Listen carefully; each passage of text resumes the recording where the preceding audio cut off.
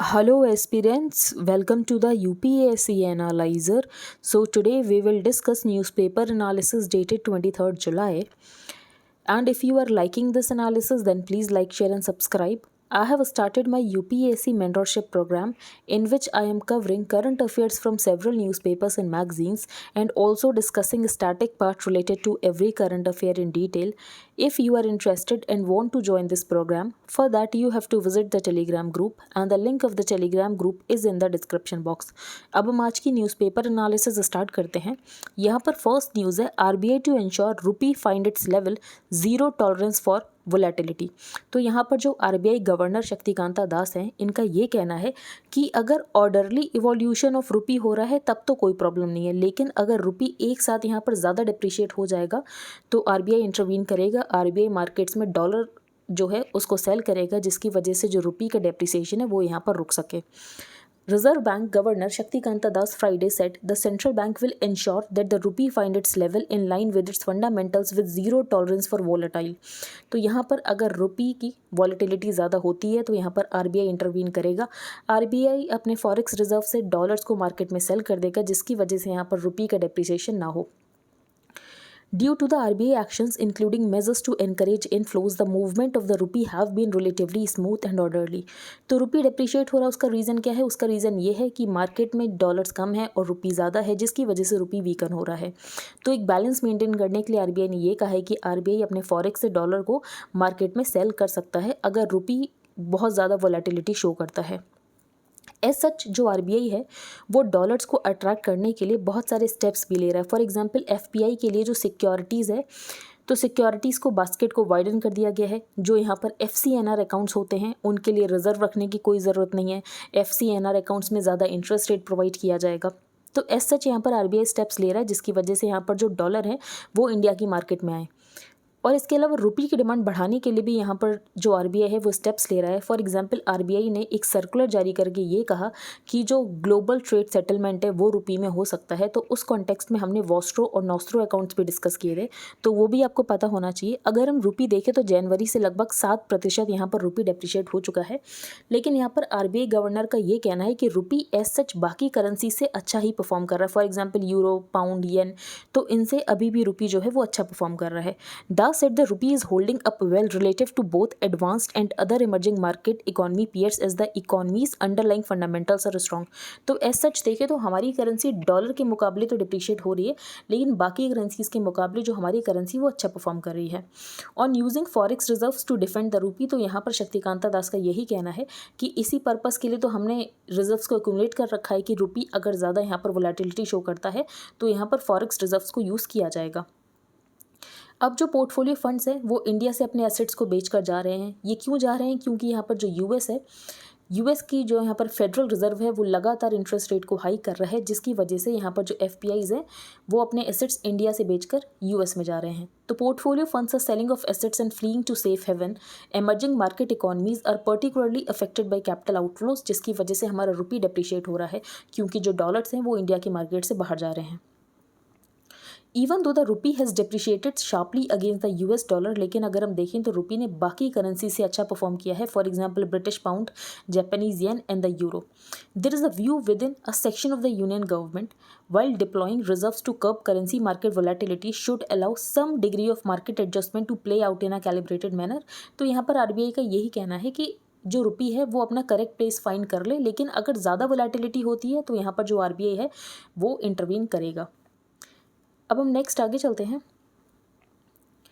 May have to wait until my death, Panama Papers 2016 में release हुए थे। अब पनामा पेपर्स जो रिलीज़ हुए थे उसके बाद पेंडोरा पेपर्स भी रिलीज़ हुए थे अभी रिसेंटली। तो Panama Papers as such topic बहुत पुराना हो चुका है। अब पनामा पेपर्स का जो विसल ब्लोअर था उसने अपना इंटरव्यू दिया है, तो वही इंटरव्यू यहाँ पर पब्लिश किया गया है। तो पनामा पेपर्स में लगभग 2.6 TB ऑफ डेटा लीक किया गया था, जिसमें ये पता चला था कि यहाँ पर जो वेल्दी लोग होते हैं वो ऑफशोर एंटिटीज़ बनाते हैं और ऑफशोर एंटिटीज़ का यूज़ करके वो यहाँ पर टैक्स एवेजन करते हैं, टैक्स अवॉइडेंस करते हैं। इसके अलावा रियल एस्टेट एंटिटीज़ बनाते हैं। तो एज सच ऑफशोर एंटिटीज़ बनाना गलत नहीं है, लेकिन यहाँ पर ऑफशोर एंटिटीज़ बनाकर उसका टैक्स इवेजन के लिए यूज़ करना या टैक्स अवॉइडेंस के लिए यूज़ करना, ये आप कह सकते हैं कि एथिकली क्वेश्चनेबल है।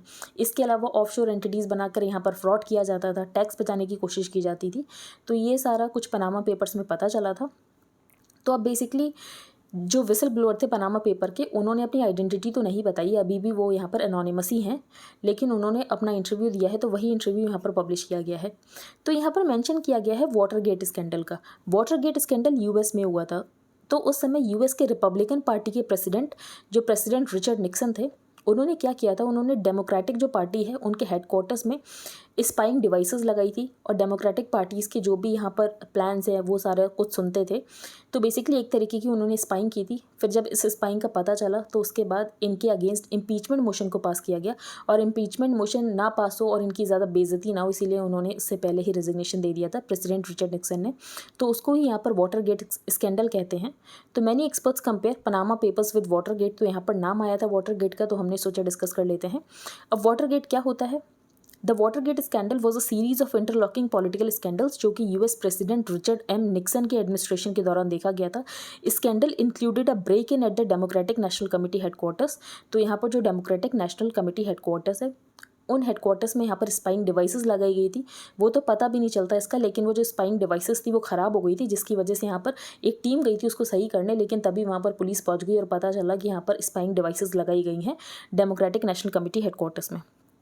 फिर बाद में पता चला इस पूरे ऑपरेशन में रिचर्ड निक्सन भी इन्वॉल्व है। अब हम आगे चलते हैं। यहाँ पर कोई इंपॉर्टेंट न्यूज़ नहीं है। एक्साइज पॉलिसी रो बिल्कुल भी इंपॉर्टेंट न्यूज़ नहीं है, पॉलिटिकल न्यूज़ है पूरी तरीके से। Airlines can't deny boarding over disability, ये भी हमारे एग्जाम के लिए इंपॉर्टेंट नहीं है। तो अब हम आगे चलते हैं। Doctors perform new endoscopic procedure. तो यहाँ पर एक डिसऑर्डर का नाम है जिसका नाम है एक्लेशिया कार्डिया। अब एक्लेशिया कार्डिया में क्या होता है? तो बेसिकली जो फूड पाइप होता है उसके बेस में जो मसल होती है वो बहुत ज़्यादा टाइट हो जाती है, जिसकी वजह से फूड पास नहीं हो पाता है। तो a disorder that results in the muscle at the base of the food pipe where the food enters the stomach becoming tight, जिसकी वजह से यहाँ पर फूड पास नहीं हो पाता। तो वही यहाँ पर डिसऑर्डर है एक्लेशिया कार्डिया। अब यहाँ पर हम डिस्कस करेंगे सेक्शन 375। तो आईपीसी का सेक्शन 375 ये कहता है, makes it clear that if the women is under 18 years sexual intercourse with और विदाउट कंसेंट इज रेप। क्योंकि ये माना जाता है कि 18 साल से जो छोटा बच्चा होता है उसे कंसेंट का मतलब नहीं पता होता है, तो एज सच उसका कंसेंट देना या नहीं देना एक ही बराबर है। तो अगर 18 साल से कम के बच्चे के साथ यहाँ पर सेक्सुअल इंटरकोर्स होता है तो उसको रेप ही कंसिडर किया जाएगा। आप ये नहीं कह सकते कि उसने कंसेंट दिया था, क्योंकि 18 साल से कम बच्चे में शायद इतनी समझ नहीं होती कि वो कंसेंट या कंसेंट देने या नहीं देने का मतलब समझ सकता हो। Even sexual intercourse with wife under 18 years regardless of her willingness और consent is rape as held in Independent Thought versus Union of India. तो इस केस में ये कहा गया था कि 18 साल से कम की महिला है, भले ही वो आपकी वाइफ क्यों ना हो, लेकिन उसको रेप ही कंसिडर किया जाएगा अगर उसके साथ सेक्सुअल इंटरकोर्स होता है। तो इस जजमेंट को ही वापस से यहाँ पर कहा गया है। तो एक केस गया था दिल्ली हाई कोर्ट में, तो उसमें ही इस जजमेंट को रीइटरेट किया गया है कि 18 साल से कम की महिला के साथ अगर यहाँ पर सेक्सुअल इंटरकोर्स होता है तो भले ही वो वाइफ क्यों ना हो, उसको यहाँ पर रेप ही कंसिडर किया जाएगा। अब हम आगे चलते हैं। More PhD applications from SC ST OBC candidates at IITs in 5 years। लेकिन एक्सेप्टेंस रेट अभी भी कम है। तो एप्लीकेशंस एज सच ज़्यादा आ रही हैं फ्रॉम SC ST OBC, लेकिन एक्सेप्टेंस रेट अभी भी कम है। तो over the last 5 years, the annual rate of PhD applications getting accepted by the IITs have remained largely the same across social categories, but the pool of aspirants including candidates जो कि यहाँ पर disadvantage community से हैं, तो थोड़ा यहाँ पर इंक्रीज़ हुआ है, लेकिन एक्सेप्टेंस रेट अभी भी कम है। फिर यहाँ पर आगे चलते हैं हम। अंटार्कटिक बिल यहाँ पर डिस्कस हुआ है। The Indian Antarctic Bill 2022 which seeks to extend the jurisdiction of Indian courts to the icy continent. तो सबसे पहले जो हमारी कोर्ट्स का जुरिसडिक्शन है वो अंटार्कटिक पर होगा। The bill seeks to give effect to the Antarctic treaty, जो कि साइन हुई थी 1959 में। उस समय 12 कंट्रीज़ ने साइन किया था, बाद में इंडिया ने भी इसको साइन किया था। इंडिया के 2 स्टेशन है अंटार्कटिक में, जो कि है मैत्री और भारती। तो ये नाम आपको पता होना चाहिए कि 2 स्टेशन है। तो it was implemented in 1961 and India which is 2 permanent scientific station Maitri and Bharati in the continent became a signatory to it in 1983। तो हमने भी यहाँ पर अंटार्कटिक ट्रीटी को 1983 में साइन किया था। फंडामेंटल ऑब्जेक्टिव क्या है इस ट्रीटी का? तो demilitarisation of Antarctica. The signatories is suppose to bring laws so that जो एक्टिविटी है, अगर कोई भी एक्टिविटी इस ट्रीटी को कंट्रावीन करती है तो वो ना हो। The law is suppose to take care of any violations, और यहाँ पर पनिशमेंट होंगे अगर कोई यहाँ पर वायलेशन करता है। तो बेसिकली यही करने की कोशिश की जा रही है कि जो अंटार्कटिका है उसका कमर्शलाइजेशन ना होने लग जाए। The bill also introduces regulations to ensure that scientific missions और commercial expeditions do not harm the ecology of the continent. और अगर कोई भी राइज होता है सी लेवल में तो उसकी वजह से इंडिया भी इम्पैक्ट होगा, क्योंकि जो इंडिया के यहाँ पर कोस्टल स्टेट्स हैं उनके ऊपर यहाँ पर इम्पैक्ट पड़ेगा। तो any rise in the sea level due to melting of glaciers may cause damage through flooding. इसीलिए बहुत एसेंशियल है कि अंटार्कटिका के ऊपर क्या ग्लोबल वार्मिंग का इम्पैक्ट है उसको समझना। Lending his support, BJP MP said the bill aims at promoting Antarctica as a natural reserve that is devoted to science and peace. और यहाँ पर अंटार्कटिक जो है इंटरनेशनल डिस्कॉर्ड ना बन जाए। फॉर एग्जाम्पल जैसे ऐसी कुछ न्यूज़ आ रही थी कि चाइना जो है वो मून पर कब्जा कर सकता है, तो ऐसे अंटार्कटिक में कोई कंट्री करने की कोशिश ना करे। और ये बात सारी कंट्रीज़ को समझने की ज़रूरत है कि जो अंटार्कटिक की यहाँ पर इकोलॉजी है वो बहुत ज़्यादा फ्रेजाइल है, तो वहाँ पर जाके मिलिटराइजेशन नहीं करना है। अब हम आगे चलते हैं। Ex serviceman getting government services declining in number since 2015। तो अभी अग्निपथ स्कीम आई थी, तो अग्निपथ स्कीम में बात किया गया कि 10% रिजर्वेशन दे दिया जाएगा सीएपीएफ में, डिफेंस में जॉब्स दी जाएंगी। तो कोटा तो एक्स सर्विसमैन के लिए भी है, लेकिन एक्स सर्विसमैन को एज सच गवर्नमेंट जॉब्स मिल तो नहीं रही हैं, ये हमें डेटा से पता चल रहा है। तो the yearly number of ex servicemen given government jobs has seen a drastic decline in the last 7 years, coming down from 10,982 to 2,983 in 2021। तो अगर हम देखें यहाँ पर 6 साल में बहुत कम एक्स सर्विसमैन है जिनको जॉब्स मिली है। फिर नेक्स्ट है यहाँ पर एक प्राइवेट मेंबर बिल इंट्रोड्यूस किया गया है राइट टू हेल्थ का। तो जैसे राइट टू एजुकेशन है वैसे ही राइट टू हेल्थ होना चाहिए। तो without realisation of health as a right one can't be expected to live a life of dignity and reach their highest human potential. तो as such private members bill का pass होना बहुत ज़्यादा मुश्किल होता है, लेकिन उसके बाद भी यहाँ पर प्राइवेट मेंबर बिल अगर इशू किया जा रहा है ये राइट टू हेल्थ के लिए, तो ऐसे में गवर्नमेंट के ऊपर एक मॉरल प्रेशर पड़ता है कि गवर्नमेंट भी राइट टू हेल्थ को लेकर कुछ यहाँ पर स्टेप्स ले। Places of worship act 1991। तो प्लेसेस ऑफ वर्शिप एक्ट 1991 ये कहता है कि 15 अगस्त 1947 को जिस प्लेस ऑफ वर्शिप का जैसा रिलीजियस कैरेक्टर था वो वैसा ही रहेगा, उसको चेंज करने की कोशिश नहीं की जाएगी। तो जिस प्लेस ऑफ वर्शिप का जैसा रिलीजियस कैरेक्टर है वो वैसा ही रहेगा, उसको चेंज करने की कोशिश नहीं की जाएगी। लेकिन इस एक्ट से राम जन्मभूमि केस को बाहर रखा गया था, क्योंकि ये जो केस था वो उस समय कोर्ट में था। आगे चलते हैं। Attempt on to achieve $100 billion climate finance target by 2023, COP26 president.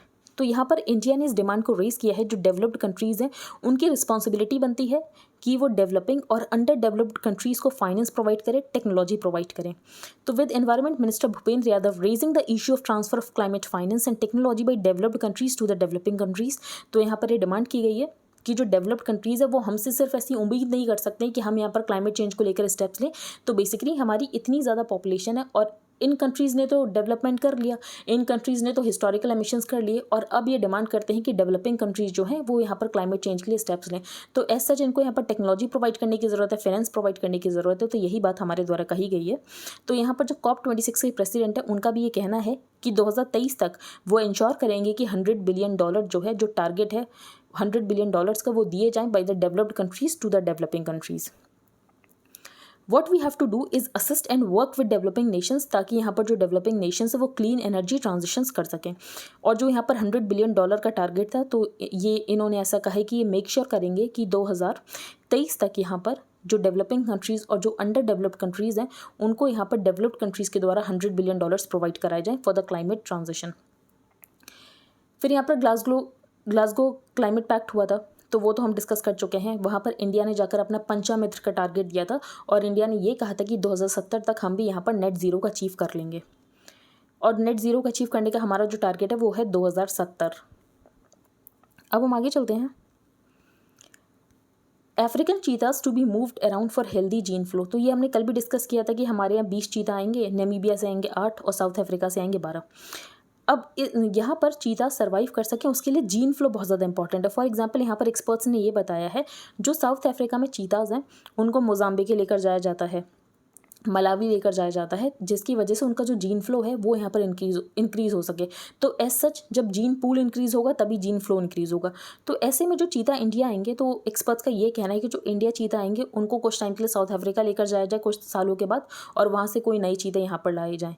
तो उसकी वजह से जो जीन फ्लो है वो इंक्रीज़ होगा, और इसकी वजह से जो सर्वाइवल रेट है वो भी इंक्रीज़ होगा चीता का। तो ये कहा गया इनके द्वारा। फिर यहाँ पर कालाहारी की बात की गई है। तो कालाहारी डेजर्ट है जो कि अफ्रीका में है। In the Kalahari, the cheetah is critically endangered due to poaching, but now with healthy female cheetahs producing 5-6 cubs, South Africa is rapidly running out of space for them. तो अभी इनके पास नए reserves नहीं बचे, south Africa में इतने ज़्यादा चीता हो गए हैं। तो numbers are growing even within these comparatively small private reserves. तो ऐसे में ये कॉन्ट्रासेप्टिव का यूज़ करने की सोच रहे हैं, लेकिन हो सकता है कि कॉन्ट्रासेप्टिव के बाद यहाँ पर जो फर्टिलिटी है वो खत्म हो जाए और ऐसे में इनकी वापस से चीता की पॉपुलेशन डिक्लाइन होने लग जाए। तो ये सारे यहाँ पर कंसर्न्स बताए गए हैं। तो इंडिया में चीता सर्वाइव कर पाए, ये बहुत ज़्यादा इंपॉर्टेंट है। तो उसके लिए जीन फ्लो को इंश्योर करने की ज़रूरत है। तो जीन फ्लो का इन्होंने बता दिया सोल्यूशन ये है कि यहाँ के चीतास को अफ्रीका लेकर जाओ कुछ टाइमों के लिए, फिर नए चीता यहाँ पर लेकर आओ। तो इसकी वजह से जो जीन फ्लो है वो बेसिकली रहेगा। अब हम आगे चलते हैं। The littleness of opposition discuss कर लेते हैं, ज़्यादा इंपॉर्टेंट है नहीं वैसे ये आर्टिकल। तो Indian democracy is without a meaningful opposition. तो यहाँ पर सबसे पहले ऑथर ने ऑपोजिशन को क्रिटिसाइज़ किया है कि ऑपोजिशन में यूनिटी दिख ही नहीं रही है। फॉर एग्जांपल यहाँ पर टीएमसी ने ये कहा है कि वो वाइस प्रेसिडेंशियल जो कैंडिडेट है उनको सपोर्ट नहीं करेंगी, क्योंकि यहाँ पर जो वाइस प्रेसिडेंशियल कैंडिडेट है उनका जो नाम यहाँ पर सेलेक्ट किया गया वो यहाँ पर टीएमसी से पूछकर नहीं किया गया। दूसरी बात ऑथर ने ये कही है कि जो बीजेपी का यहाँ पर प्रेसिडेंशियल कैंडिडेट थी द्रौपदी मुर्मू जी, अगर देखा जाए तो जिन भी पार्टीज़ का ट्राइबल वोट बैंक है वो यहाँ पर द्रौपदी मुर्मू जी को ही वोट करता। तो ये बात ऑपोजिशन को समझ में आ जानी चाहिए थी, इसीलिए ऑपोजिशन को अपना कैंडिडेट खड़ा करने की ज़रूरत ही नहीं थी। तो how does the opposition respond? Without any political imagination it might actually have politically done better to embrace Droupadi Murmu as an all party candidate, लेकिन ऑपोजिशन ने ऐसा नहीं किया। तो पहली ऑपोजिशन की गलती इन्होंने ये बताई है। And then to top it off, it does it without preparation और लेइंग द ग्राउंड वर्क। फिर यहाँ पर वाइस प्रेसिडेंशियल कैंडिडेट के बारे में बताया गया, जो कि टीएमसी यहाँ पर कंप्लेन कर रही है कि टीएमसी को वाइस प्रेसिडेंशियल कैंडिडेट का नाम पूछने से पहले यहाँ पर कंसल्ट नहीं किया गया। इसके बाद ऑथर ने ये बताया है कि जो बीजेपी है वो ईडी का यूज़ करती है एक तरीके से ऑपोजिशन पार्टीज़ को इंटिमिडेट करने के लिए, और बेसिकली यहाँ पर बीजेपी ये प्रूफ करने की कोशिश करती कि ये सारी जो पार्टीज़ है वो यहाँ पर करप्ट हैं। The second is to keep the narrative of the old corrupt regime boiling. और इसकी वजह से फॉर एग्जांपल यहाँ पर ऑपोजिशन कैंडिडेट्स के ऊपर अगर ईडी के थ्रू इन्वेस्टिगेशन चल रही है तो बेसिकली वो खुद में ही इतना ज़्यादा फंस जाते हैं कि उनको समझ नहीं आता कि करेंगे क्या।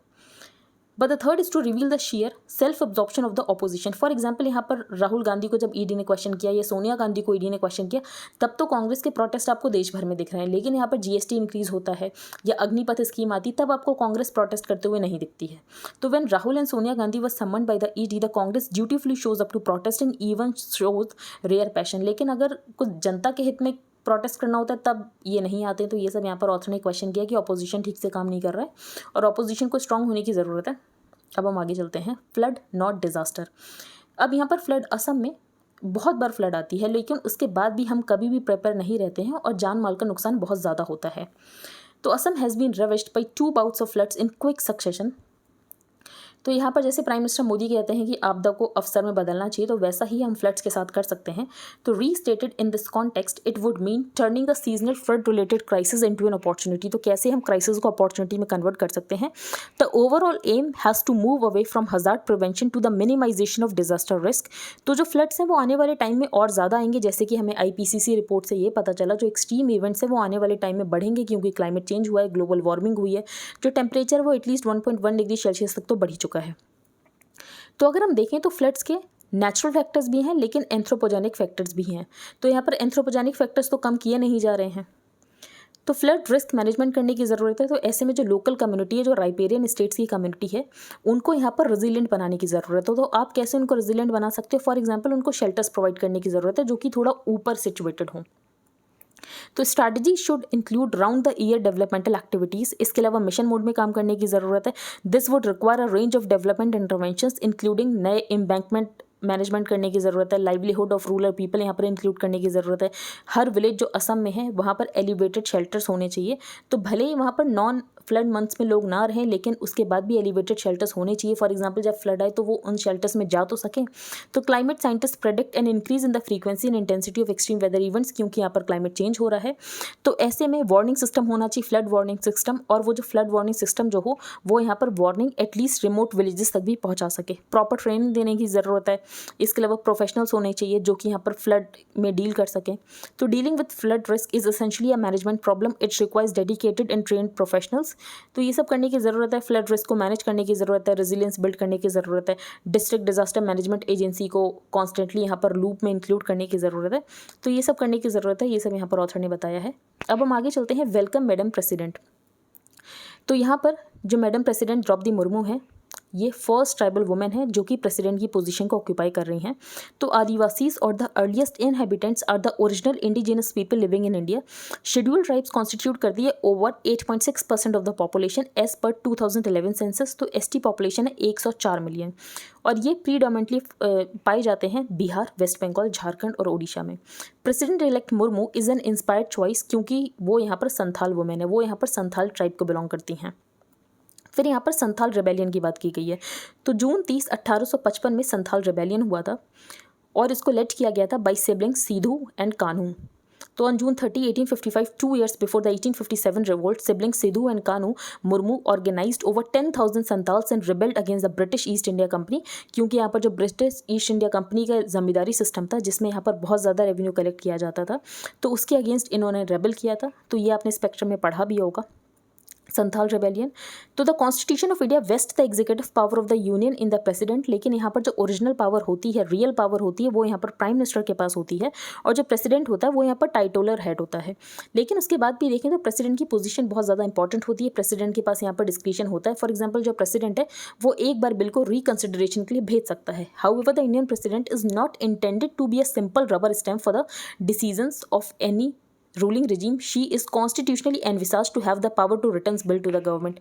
तो यहाँ पर जो बिल्स हैं वो एक बार रिकन्सिडरेशन के लिए वापस भेजे जा सकते हैं, लेकिन अगर कैबिनेट फिर से वही बिल भेज देता है देन प्रेसिडेंट को यहाँ पर साइन करना ही पड़ता है।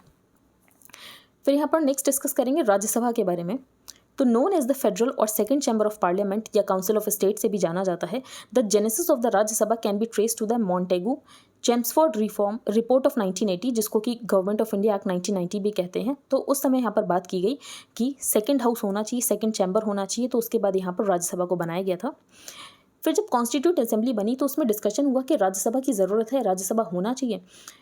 तो एक ग्रुप का ये कहना था कि राज्यसभा की वजह से जो लॉ मेकिंग है उसमें डिले होगा, लेकिन दूसरे ग्रुप का ये कहना था कि अगर राज्यसभा होगा तो बेसिकली यहाँ पर ज़्यादा डेलिब्रेशन और डिस्कशन हो सकेगा और हेस्टी लॉ मेकिंग की प्रोसेस नहीं होगी। तो इसके लिए राज्यसभा को रखा गया। फिर यहाँ पर ये बताया गया कि कुछ लोगों का ये कहना होता है कि राज्यसभा के पास तो पावर ही नहीं होती है। अब राज्यसभा के पास इसीलिए पावर नहीं होती, फॉर एग्जांपल मनी बिल्स में राज्यसभा के पास ज़्यादा पावर्स होती नहीं है। नो कॉन्फिडेंस मोशन सिर्फ यहाँ पर लोकसभा में ही पास हो सकता है। तो the naysayers also often argue that the Rajya Sabha exercises limited power in legislative procedures, especially in the case of money bills। और मनी बिल्स जो हैं वो सिर्फ लोकसभा में ही इंट्रोड्यूस हो सकते हैं, राज्यसभा के पास ज़्यादा पावर नहीं होती। जो फाइनल से होती है मनी बिल्स में वो यहाँ पर लोकसभा के पास ही होती है। नो कॉन्फिडेंस मोशन भी यहाँ पर लोकसभा में ही इंट्रोड्यूस हो सकते हैं। इसके अलावा पब्लिक अकाउंट्स कमेटी और एस्टिमेट्स कमेटी की फंक्शनिंग में भी राज्यसभा का बहुत लिमिटेड रोल रहता है। लेकिन उसके बाद भी देखें तो कुछ एक्सक्लूसिव पावर्स हैं जो सिर्फ राज्यसभा के पास है। फॉर एग्जांपल कोई भी ऑल इंडिया सर्विस बनानी हो तो वो पावर यहाँ पर सिर्फ राज्यसभा के पास है अंडर आर्टिकल 312। तो it is important to remember, however, the special powers the Rajya Sabha has over and above the Lok Sabha. For instance, it exercises the ability to create new all India services under Article 312. तो ये जो power है all India services को create करने की, तो ये ability सिर्फ राज्यसभा के पास है अंडर आर्टिकल 312। इसके अलावा किसी स्टेट लिस्ट के ऊपर सब्जेक्ट बनाना हो तो किसी स्टेट लिस्ट के सब्जेक्ट के ऊपर लॉ बनाना हो तो वो पावर भी यहाँ पर राज्यसभा के पास है। तो Rajya Sabha exercises power to make laws on any subject included in the state list under article 249। इसके अलावा अगर लोकसभा डिसॉल्व हो तो उस समय अगर इमरजेंसी को प्रोक्लेम करना हो तो वो पावर भी यहाँ पर राज्यसभा के पास है। तो third, it can approve proclamations under article 352 और 356 और 360 of the Lok Sabha stands dissolve. तो यहाँ पर 3 एक्सक्लूसिव पावर्स ऑफ राज्यसभा की बात की गई है। पहला ये कि अगर स्टेट लिस्ट के सब्जेक्ट के ऊपर लॉ बनाना हो तो ये पावर राज्यसभा के पास है। इसके अलावा अगर ऑल इंडिया सर्विसेज को यहाँ पर बनाना हो, कोई नई ऑल इंडिया सर्विसेज बनानी हो तो ये भी अंडर आर्टिकल 312 राज्यसभा के पास ही पावर हो। और अगर लोकसभा डिसॉल्व हो तो ऐसे में अगर इमरजेंसी के प्रोक्लेमेशन का अप्रूवल होता है तो ये पावर भी यहाँ पर राज्यसभा के पास ही है। लेकिन ऑथर ने ये कहा है कि राज्यसभा को यूज़ किया जाता है उन लोगों को सीट देने के लिए जो कि यहाँ पर मास इलेक्शंस में नहीं जीत कर आ पाते हैं। तो the Rajya Sabha must not be used by political parties to accommodate candidates who fail to win mass elections. तो ये करने की ज़रूरत नहीं है। इसके अलावा राज्यसभा में जो प्रेसिडेंट कैंडिडेट्स को नॉमिनेट करते हैं तो उसकी वजह से इंटेलेक्चुअल टैलेंट आता है राज्यसभा में और जिसकी वजह से डेलिब्रेशन और डिस्कशन इंप्रूव होता है। तो ये बात यहाँ पर कही गई है। तो through its voice of intellectual reasoning the Rajya Sabha acts as instrument to provide compelling insights, और राज्यसभा की वजह से ही यहाँ पर हेस्टी लॉ मेकिंग नहीं होती है, डिसीजन होता है, डिलिब्रेशन होता है, इसके अलावा डिबेट होती है। तो ये यहाँ पर ऑथर का कहना है, इसीलिए राज्यसभा बहुत इंपॉर्टेंट हाउस है। अब हम आगे चलते हैं। An Indian ocean plastic free. तो यूनाइटेड नेशंस ओशन कॉन्फ्रेंस हुई थी लिस्बन पोर्तुगाल में, जहाँ पर इंडिया ने भी पार्टिसिपेट किया था। And India is committed to protect at least 30% of our lands, waters and oceans by 2030। तो यहाँ पर हम लगभग 30% हमारा जो लैंड, वाटर और ओशियंस को प्रोटेक्ट करेंगे 2030 तक। India is part of the High Ambition Coalition for Nature and People, which was initiated at the One Planet Summit in Paris in January 2021। और बेसिकली हमने ये कहा है कि हम 30% ऑफ वर्ल्ड का लैंड और ओशन प्रोटेक्ट करेंगे बाई 2030। तो ये हम SDG गोल 14 को भी इम्प्लीमेंट करेंगे। तो SDG गोल 14 ये कहता है, it calls for the conservation and sustainable use of the ocean, seas and marine resources. फिर यहाँ पर ये कहा गया कि हम वहाँ पर कह कर तो आ गए, उसके बाद हमने कुछ स्टेप्स भी लिए। फॉर एग्जांपल, एक 75 डे लॉन्ग अवेयरनेस कैंपेन यहाँ पर लॉन्च किया गया है, दैट इज़ स्वच्छ सागर सुरक्षित सागर। तो एक 75 डेज अवेयरनेस कैंपेन यहाँ पर लॉन्च किया गया है। It will be the first of its kind and possibly the world's longest running coastal clean up campaign, और यहाँ पर बहुत सारे लोग भी पार्टिसिपेट कर रहे हैं। जो 50% यहाँ पर प्लास्टिक वेस्ट होता है, मराइन लिटर जो होता है वो यहाँ पर प्लास्टिक के द्वारा होता है। फिर जो अर्बन बीचेज़ हैं वहाँ पर बहुत ज़्यादा अकोमोडेशन रेट है माइक्रो प्लास्टिक का। An increase in the abundance of microplastics was observed along India's east coast during the monsoon, और जिसकी वजह से यहाँ पर बायोमैग्निफिकेशन, बायोअक्यूमुलेशन, ये सारी प्रॉब्लम्स क्रिएट होती हैं।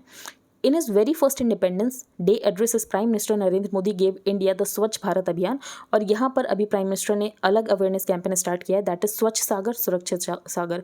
तो इसको भी मिशन मोड में अचीव करने की ज़रूरत है, जैसे कि हमने स्वच्छ भारत अभियान को अचीव किया है। In line with the Clarion call given by prime minister Modi, उसके लिए यहाँ पर सिंगल यूज़ प्लास्टिक को बैन कर दिया गया है। जून 2021 से ही यहाँ पर जो प्लास्टिक है उसको बैन कर दिया गया है। तो एक तरीके से manufacture, import, stocking, distribution, sale and use of single use plastic को बैन कर दिया गया है, क्योंकि सिंगल यूज़ प्लास्टिक का यूटिलिटी कम होती है लेकिन उसका लिटर पोटेंशियल बहुत ज़्यादा होता है, उसको रिसाइकिल करना बहुत मुश्किल होता है। तो यहाँ पर जो गोल 14 है SDG का, वो हम अचीव करने के लिए सारे स्टेप्स को ले रहे हैं। एक मोबाइल ऐप को भी लॉन्च किया गया जिसका नाम है इको मित्रम, और यहाँ पर अवेयरनेस बताया जाएगा about the campaign and facilitate the registration of volunteers. तो जिनको भी यहाँ पर कोस्टल बीचेस को साफ करना है वो यहाँ पर रजिस्टर कर सकते हैं। The target of the drive is to remove 1500 tons of garbage from the coast, which will be huge relief for marine life and the people staying in coastal areas. तो अगर आपको भी इसका पार्ट बनना है तो आप इस ऐप में लॉग इन करके बन सकते हैं। अब हम आगे चलते हैं। Ukraine Russia agree to resume grain exports. तो यहाँ पर यूक्रेन रशिया की वॉर चल रही थी, जिसकी वजह से यहाँ पर जो यूक्रेन है ग्रेन को एक्सपोर्ट नहीं कर पा रहा था, जिसकी वजह से पूरी दुनिया में फूड इनसिक्योरिटी आ गई, फूड के प्राइसेस बढ़ गए। तो यहाँ पर टर्की ने बोला कि हम मीडिएशन करते हैं, तो टर्की ने मीडिएशन किया। ये लोग ईरान गए हुए थे, तो टर्की ने मीडिएशन किया। इसके अलावा यहाँ पर यूक्रेन के वोलोदिमीर ज़ेलेंस्की थे, रशिया के व्लादिमीर पुतिन थे, इसके अलावा यूनाइटेड नेशंस के सेक्रेटरी जनरल भी थे। और उसके बाद एक समझौता ये हुआ कि जो यूक्रेन है वो ग्रेन्स को एक्सपोर्ट कर सकता है, तो रशिया यहाँ पर अलाउ करेगा कि जो यूक्रेन है वो ग्रेन्स को एक्सपोर्ट कर सकता है। तो Russia and Ukraine signed an agreement in Istanbul on Friday to free more than 20 million metric tons of grain stuck in blockade Black Sea ports in Ukraine. तो यहाँ पर आपको ओडेसा पोर्ट पता होना चाहिए, इसके अलावा न्यूज़ में स्नेक आइलैंड था वो आपको पता होना चाहिए। तो कुछ लोकेशंस आपको पता होनी चाहिए, ओडेसा पोर्ट, इसके अलावा स्नेक आइलैंड आपको पता होना चाहिए। The agreement provides a method for exporting Ukrainian grain through the Turkey, and it comes after the UN gave Russia assurance that it can export its grain and fertilizers। अब Turkey जो है, Turkey की location बहुत ज़्यादा important है, क्योंकि जो Bosphorus strait, डैडलस state, जहाँ से ग्रेन जाएगा वो यहाँ पर टर्की के ही अरीना में आता है, जिसकी वजह से यहाँ पर टर्की मीडिएटर बन के बैठा है। If the agreement holds, it could help ease catastrophic food shortages that worsened when Russia, क्योंकि यहाँ पर जो यूक्रेन है इसको फूड बोल भी कहा जाता है। तो Ukraine is one of world's bread basket and the invasion reverberated across the global economy aggravating a growing food crisis, और जिसकी वजह से अफ्रीका में फेमाइन जैसे भी कंडीशंस हो गए थे। तो अब यहाँ पर जो ग्रेन से उनके एक्सपोर्ट हो सकेंगे, तो हो सकता है आने वाले टाइम में जो फूड के प्राइसेस है वो यहाँ पर कम हो जाए। अब हम आगे चलते हैं। न्यू PM, तो यहाँ पर श्रीलंका में नए प्राइम मिनिस्टर आ चुके हैं जिनका नाम है दिनेश गुणवर्धेना, और बाकी जो प्रेसिडेंट है वो यहाँ पर बन चुके हैं रणिल विक्रमसिंघे, क्योंकि गोटबाया राजपक्षे चले गए सिंगापुर और उन्होंने दे दिया रेजिग्नेशन। द विसल ब्लोअर्स, तो यहाँ पर विसल ब्लोअर्स के बारे में बताया गया। तो पनामा पेपर्स के विसल ब्लोअर, फिर यहाँ पर ऊबर फाइल्स जो हमने डिस्कस किया था उसके विसल ब्लोअर के बारे में बताया गया है। तो ऑथर ने बताया ये जो विसल ब्लोअर्स हैं ये एटलीस्ट बताकर जिंदा तो रहते हैं। इंडिया में एक विसल ब्लोअर की बात बताई गई कि उन्होंने यहाँ पर बताया था कि एक प्रोजेक्ट में करप्शन हो रहा तो उसको तो यहाँ पर मार ही दिया गया, On July 13, Mark McGann, who worked with Uber as a senior lobbyist for years, was named in an interview with The Guardian as the person जिसने यहाँ पर डॉक्यूमेंट्स लीक किए थे और ये बताया था जो ऊबर है वो कैसे किल स्विच का यूज़ करता है, डिनाई कर देता है एक्सेस को, जिसकी वजह से जो अथॉरिटीज़ उनको कोई इन्फॉर्मेशन नहीं मिल पाए ऊबर के बारे में, लॉबिंग करता है, इसके अलावा टैक्स एविजन करता है। ये सब ऊबर के बारे में पता चला क्योंकि ऊबर के डॉक्यूमेंट्स यहाँ पर लीक कर दिए गए थे। फिर यहाँ पर पनामा पेपर्स का डिस्कशन हुआ है और पनामा पेपर्स में भी यहाँ पर जो पार्टनर था इन्वेस्टिगेशन में वो इंडियन एक्सप्रेस था, ऊबर फाइल्स में भी इंडियन एक्सप्रेस ही था और पंडोरा पेपर्स में भी इंडियन एक्सप्रेस ही था। तो पेंडोरा पेपर्स में भी इंडियन एक्सप्रेस था, ये हमने डिस्कस कर लिया। The Panama Papers a sprawling and impactful offshore investigation by the ICIJ in which the Indian Express partner exposed and how the rich and the powerful parked and moved their money in and out of global tax havens. तो यहाँ पर जो wealthy लोग होते हैं वो कैसे अपने मनी को पार करते थे ऑफशोर एंटिटीज़ के थ्रू, शेल कंपनीज के through. Their investigation which was published in April 2016 और उसमें 2017 का पुलित्जर प्राइज़ भी मिला था for explanatory reporting. For example यहाँ पर पनामा पेपर्स में नाम था अमिताभ बच्चन का, ऐश्वर्या राय बच्चन का, तो ये सब यहाँ पर नाम भी मेंशन है।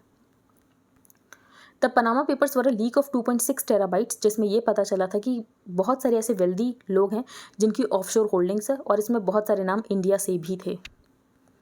अगर इंडिया में देखें तो विसल ब्लोअर्स का 2014 में एक एक्ट लाया गया था कि जो विसल ब्लोअर्स हैं अगर कोई विसल ब्लोइंग करता है तो उसको प्रोटेक्ट किया जाएगा, लेकिन उस एक्ट के रिगार्डिंग रूल्स आज तक बने ही नहीं हैं। तो यहाँ पर बात की गई सत्येंद्र दुबे की, जो कि एक IIT ग्रेजुएट थे और वो यहाँ पर इंडियन विसल ब्लोअर थे और उन्होंने ये बताया कि national highway authority of India के द्वारा जो गोल्डन क्वाड्रिलेटर है वहाँ पर कितना ज़्यादा करप्शन हो रहा है। फिर उसके बाद उनकी किलिंग हो जाती है। अब उसकी किलिंग के बाद यहाँ पर ये लोग एक्ट लेकर आते हैं जिसका नाम होता है विसल ब्लोअर्स प्रोटेक्शन एक्ट, कि विसल ब्लोअर को प्रोटेक्ट किया जाएगा। लेकिन 8 साल हो चुके हैं, अभी तक एक्ट के रिगार्डिंग रूल्स ही नहीं आए हैं। तो 8 years have passed and the act has not come to force and the rules for it have not been finalised. तो इंडिया में विसल ब्लोअर के प्रोटेक्शन के लिए एज सच हमारे पास कोई रूल्स ही नहीं है। अब हम आगे चलते हैं।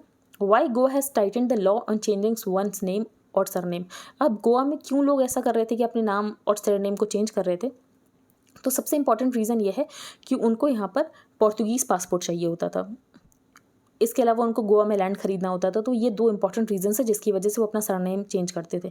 तो यहाँ पर गोवा की जो गवर्नमेंट है वो एक एक्ट लेकर आई है और उसमें ये जो पावर है, अगर किसी को नेम या सरनेम चेंज करना है तो पहले तो वो गोवा का होना चाहिए।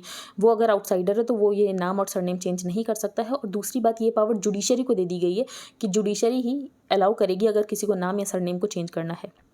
तो बस ये यहाँ पर ये इंपॉर्टेंट है। अब हम आगे चलते हैं। Credit card on UPI। तो अब UPI से क्रेडिट कार्ड को लिंक किया जा सकता है। तो ये यहाँ पर नया सर्कुलर आया है बाय द RBI। तो last month the Reserve Bank of India allowed linking of credit cards with UPI and said that to begin with RuPay credit cards will be linked with UPI in an effort, जिसकी वजह से यहाँ पर additional convenience रहेगी।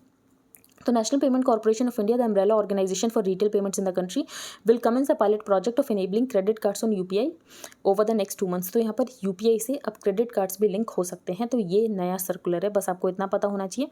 फिर यहाँ पर experts का ये कहना है कि जो UPI का यूज़ बढ़ा उसका रीज़न ये था कि मर्चेंट डिस्काउंट रेट 0 था, लेकिन अगर क्रेडिट कार्ड का यूज़ होगा लेकिन उसमें मर्चेंट डिस्काउंट रेट होगा तो हम देख सकेंगे कि जो क्रेडिट कार्ड है उसका UPI में ज़्यादातर लोग लिंक नहीं करेंगे क्योंकि लोग यहाँ पर बिल्कुल चार्जेस देना नहीं चाहते हैं। तो however industry experts at the time had pointed out that the adoption of credit cards through UPI will depend on MDR dynamics. तो अगर आप MDR को 0 करोगे तब तो लोग अडॉप्ट करेंगे, लेकिन अगर नहीं करोगे तो लोग यहाँ पर अडॉप्ट नहीं करेंगे।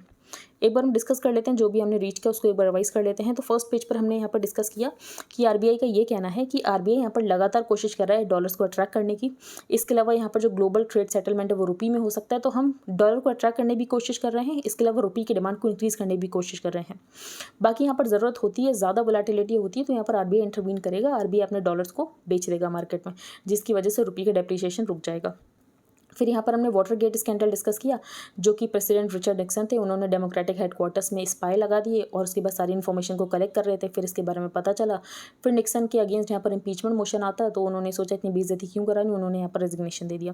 फिर यहाँ पर हमने पनामा पेपर्स डिस्कस किया कि ये जो वेल्दी लोग होते हैं ये कैसे यहाँ पर ऑफशोर एंटिटीज़ के थ्रू टैक्स एविजन करते हैं, फ्रॉड करते हैं, इसके अलावा टैक्स अवॉइडेंस करते हैं। तो एज सच ऑफशोर एंटिटीज़ खोलना इलीगल नहीं है, लेकिन अगर हम देखें तो एथिकली ये क्वेश्चनेबल होता है। फिर हम आगे चलते हैं।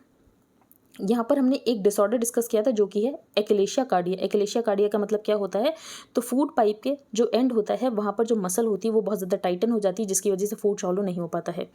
फिर यहाँ पर हमने डिस्कस किया सेक्शन 375 ऑफ द आईपीसी, जिसमें ये कहा गया कि वुमेन अगर 18 साल से कम की अगर वो माइनर है तो कंसेंट या नहीं कंसेंट उसको कुछ कंसिडर नहीं किया जाएगा, क्योंकि 18 साल से छोटे बच्चों को नहीं पता होता कंसेंट क्या होती है, कंसेंट देना या नहीं देना क्या होता है। तो ये हमने डिस्कस कर लिया। फिर अब हम आगे चलते हैं। यहाँ पर हमने अंटार्कटिक बिल डिस्कस किया। तो इंडिया के 2 स्टेशन हैं अंटार्कटिक में, जिसका नाम है मैत्री और भारती। और जो अंटार्कटिक ट्रीटी है इंडिया उसका सिग्नेटरी है, इंडिया ने 1983 में साइन की थी। और उसके बाद हम यहाँ पर एक बिल लेकर आए हैं, और जिसमें जो इंडियन कोर्ट्स का जुरिस्डिक्शन होगा वो यहाँ पर अंटार्कटिक में होगा। तो ये कुछ चेंजेस किए गए हैं। फिर यहाँ पर हमने ये डिस्कस किया कि जो एक्स सर्विसमैन है उनको गवर्नमेंट जॉब्स नहीं मिलती है, भले ही उनका रिजर्वेशन कोटा है लेकिन उसके बाद भी उनको गवर्नमेंट जॉब्स नहीं मिलती है। फिर यहाँ पर हमने places of worship act 1991 discuss किया, जिसमें ये कहा गया है कि जिस प्लेस ऑफ वर्शिप का जैसा रिलीजियस कैरेक्टर 15 अगस्त 1947 को था वो वैसा ही रहेगा, उसको चेंज करने की कोशिश नहीं की जाएगी। लेकिन जो राम जन्मभूमि केस है वो उसके बाहर था, क्योंकि उस समय ये केस कोर्ट में था।